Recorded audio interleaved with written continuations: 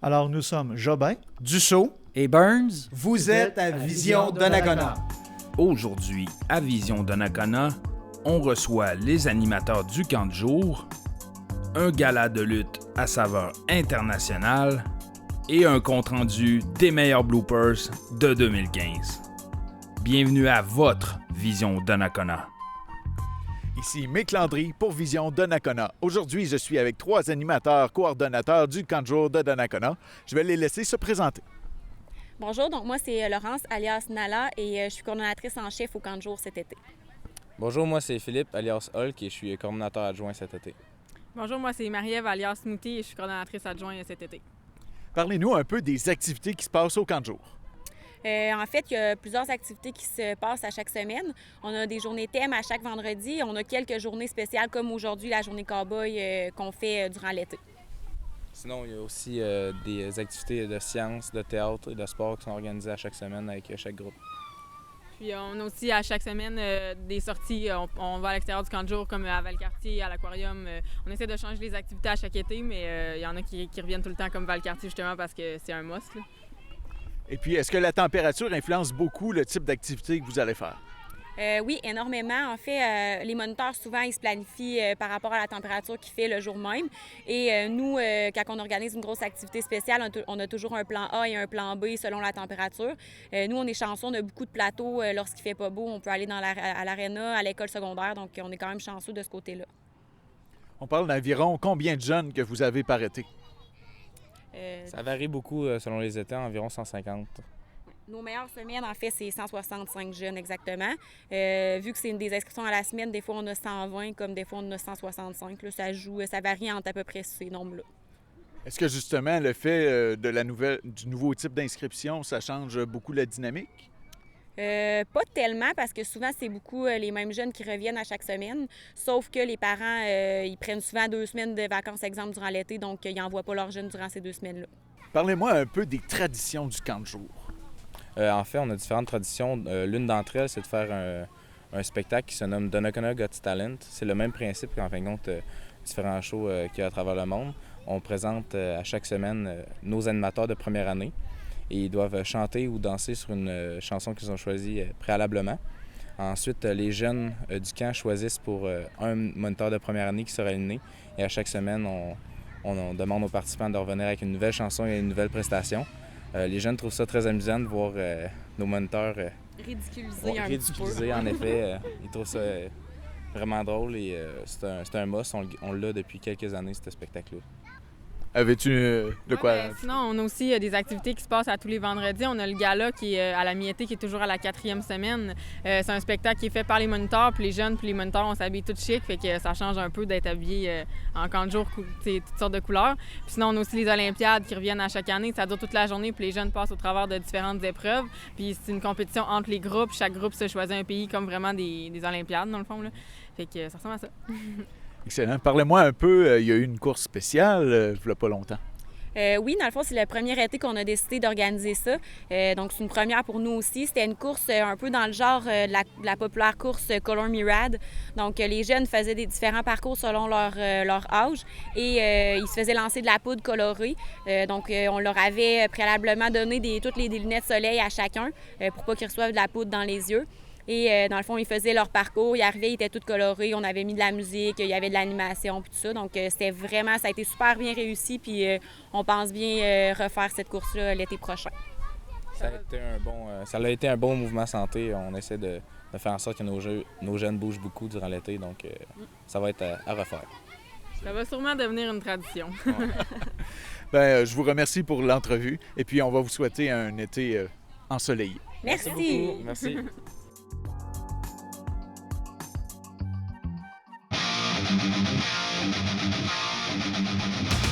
Samedi le 22 août, ça va brasser à l'Arena de Donnacona.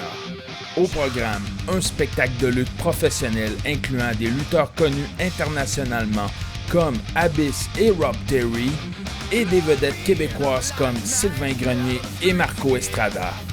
C'est un rendez-vous à ne pas manquer, si Dieu le veut.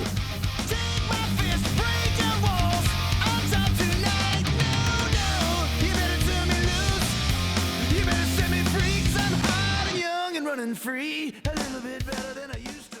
je vais très très bien. Je suis heureux de vous voir ce soir. Par où commencer? Bienvenue chez Mick. Chez Mick à Donnacona. Je reste à Donnacona. Mais aussi, je vous fais ça ce soir un peu comme je fais à chaque année chez mes parents qui sont juste ici. Le 3 juillet, Mick Landry, poète et auteur-compositeur, vous invitait à la découverte de son univers musical. Il interprétait plus d'une trentaine de chansons franco-folk dans son style bien unique. À surveiller la sortie prochaine de son album. Je porte mes amis, toute la meute à la fois, dans un esprit commun. Nous traquons en idiot, tous hurlant à la boue.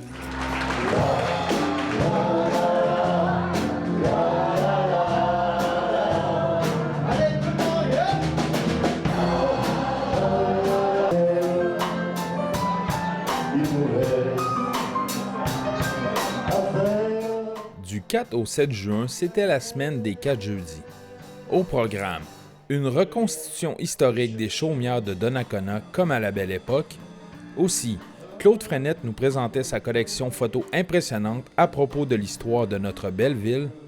Et enfin, Yvon Papillon et son groupe de musique performaient plusieurs chansons d'un répertoire musical infini. C'était la semaine des 4 jeudis.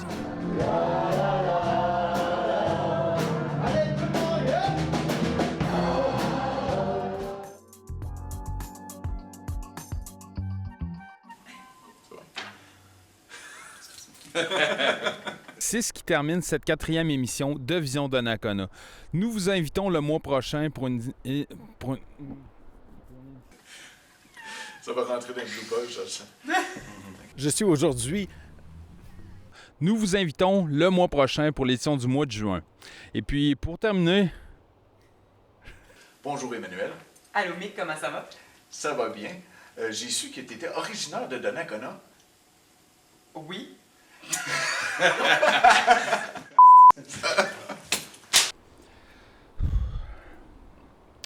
Ici Mick Landry.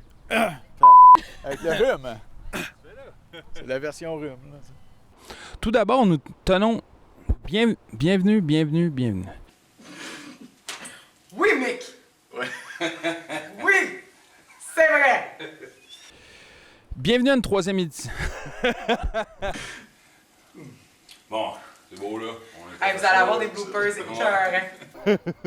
À la fin, ça va être bienvenue à la 7e édition de Vision Donnacona. Bienvenue à Vision Saint-Raymond-de-Port. Fait qu'on présente...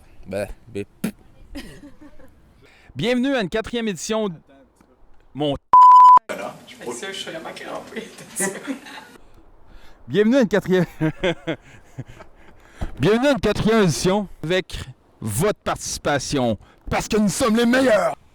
Ici Mick. Vous allez avoir beaucoup de bloopers, en tout cas. Quelques-uns. Hein? pour la version estivale. Juillet, c'est notre mois de bloopers. Xavier. Léa. Ryan. Et puis, qu'est-ce que vous aimez le plus du camp de jour? Jouer avec nos moniteurs. Dans le fond, c'est les jeux. On a vraiment des moniteurs vraiment spéciaux.